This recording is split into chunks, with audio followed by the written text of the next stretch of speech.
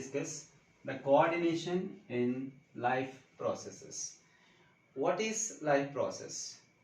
What is life process? The process in which the organism can be survived. Organism can be survived.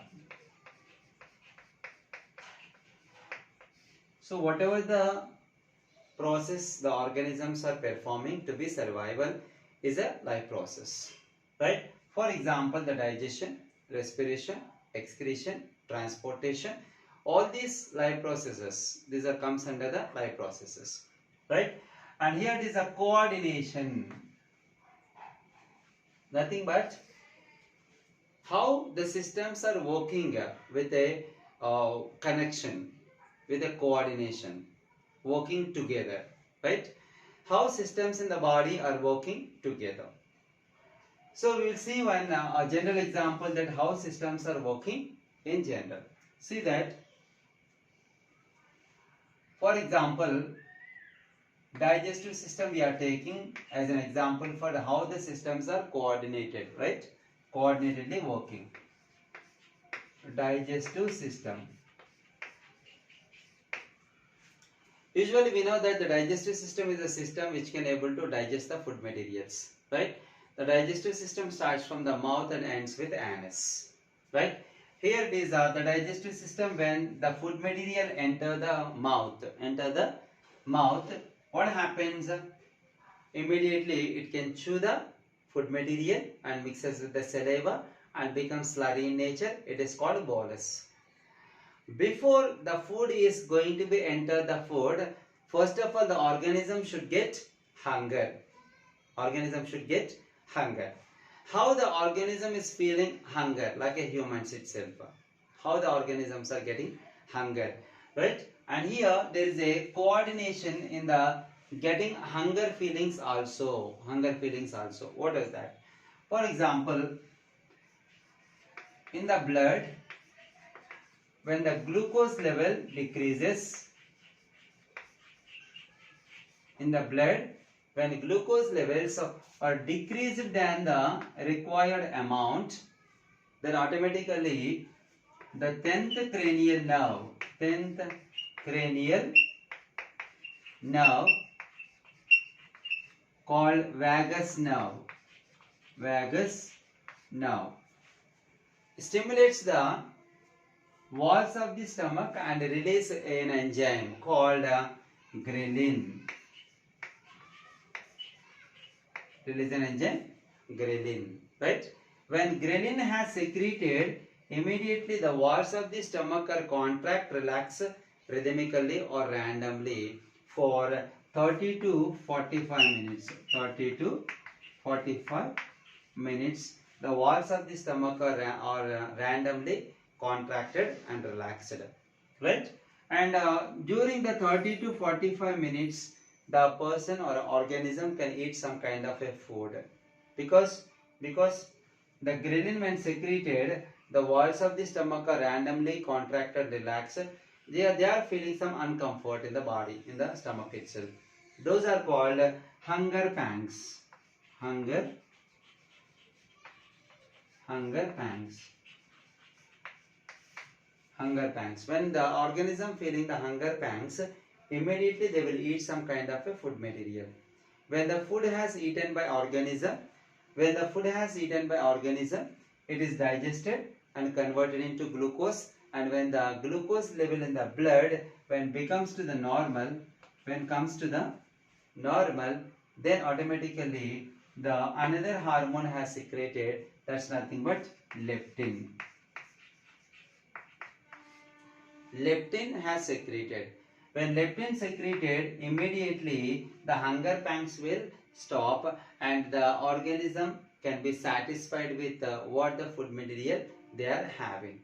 So that here we can observe that there are some systems are coordinatedly working in the process of getting hunger pangs. See that here, releasing of hormones in the sense of how hormones are released. The hormones are released by the glands. The glands are related to the endocrine system. Related to the endocrine system. And here it is a 10th cranial nerve. 10th cranial nerves means the nerve coming from the brain itself. So it is a nervous system has involved in this system, in this process, right? And here it is a when the glucose level in the blood decreases, nothing but transport system has involved, right? And these three systems are coordinatedly working for digestion of a food material or simply getting a hunger pangs, right? See that's what coordination. So between the systems there is a good communication and they are working together to bring out a perfect and effective result of the body or the system's functions. That's nothing but coordination. And in this chapter we will discuss the how organisms are performing the biological activities with the coordination. Now we will take an example, the digestive system, how it is coordinatedly working with other systems, right? Before going to that, we know that there is a link between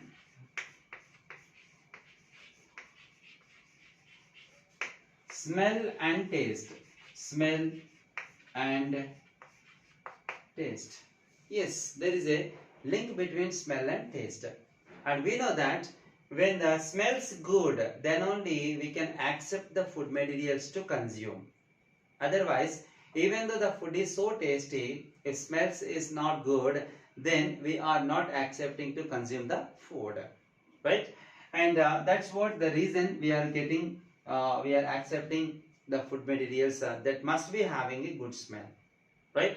And also another thing we are accepting the food materials to eat is good looking, because by seeing the food materials with eyes we can able to attract it towards the food and we can easily trying to consume the food materials.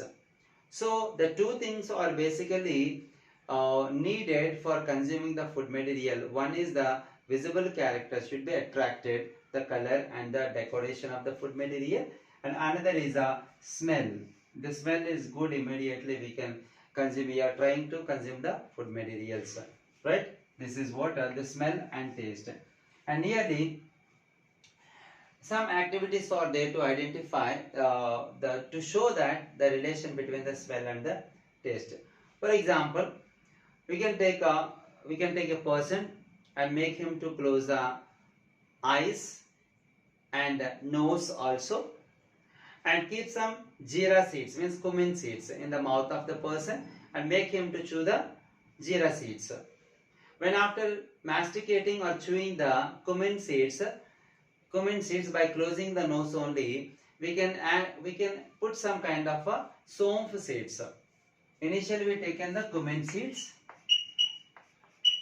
later we have taken the somf seeds. Usually somf seeds are having a characteristic of smell, right? But after chewing the cumin seeds by closing the nose of the person, even though he chewing the somf, he can't able to identify the difference in the taste of somf and cumin seeds, because the smell identifying organ, nose, has been closed. So that whenever the nose has been closed, he can't able to identify the differences in the cumin seeds and the somf seeds, right? The same kind of activity we can do with another kind of materials also. So we can take a person and make him to close the eyes and nose also, and with the mouth he can able to take the breathing. And now we can take a piece of potato, just put it in the mouth of the person and make him to chew the potato piece. After chewing the potato piece by closing the nose only, after the potato we can put some kind of a piece of apple in the mouth. Put some piece of apple in the mouth. Then he can't able to distinguish the taste between apple and potato. Why? Because the nose has been closed. Whenever the nose has been closed, he can't able to know the smell of the materials. Whenever he can't able to identify or distinguish the smell of the substances, he can't recognize the taste of the food materials perfectly. So based on these simple activities, we can come to know that there is a link between smell and the taste. Smell and the taste. But these are the few activities to identify easily how the smell and taste are interlinked. Right? And the latter, another important thing is there is a important muscle present in the mouth. Important muscle present in the mouth. That's nothing but tongue. Tongue is very powerful muscle in the body, and usually we are observing tongue is responsible for identifying the tastes of the food materials, right? Because on the tongue we can find 4 types of taste buds. 4 types of taste buds, also called as papillae or taste buds, right? And these 4 types of taste buds present on the tongue, they are responsible for identifying the different kinds of food materials. For example, these are sweet, salt, sour, bitter. These are the 4 tastes are usually noticed by the taste buds or papillae present on the tongue, right? And another important thing, and how the tongues are able to identify the taste, because the taste buds are connected with the brain by a nerve. So whenever the food materials are masticated in the mouth, they mixes with the saliva, turns into liquid in state. The liquid materials enter the taste bud, and the bottom of the taste buds are connected with the taste receptors, and those taste receptors are connected with the brain, and this information reach the brain, and brain analyze the information that, and he can give the responses what kind of a food is this. So that there is a huge connection between the every organ of the body to the brain itself. Then people can easily identify the taste, right? And later there is a connection of a taste and the palate. How taste is connected with palate?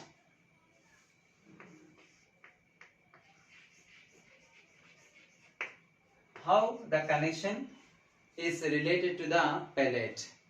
Palate in the sense of generally called is the roof of the mouth. Roof of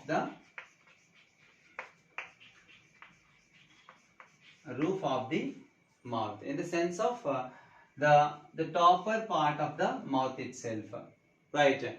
So for this easily we can understand the function of a palate by doing a simple activity. You need to keep the tongue outside the mouth. Keep some crystal of sugars over the tongue. Put some sugar crystals over the tongue, and we can leave it for few seconds. Even after leaving for few seconds, we can't able to identify the taste of the sugar crystals as sweet.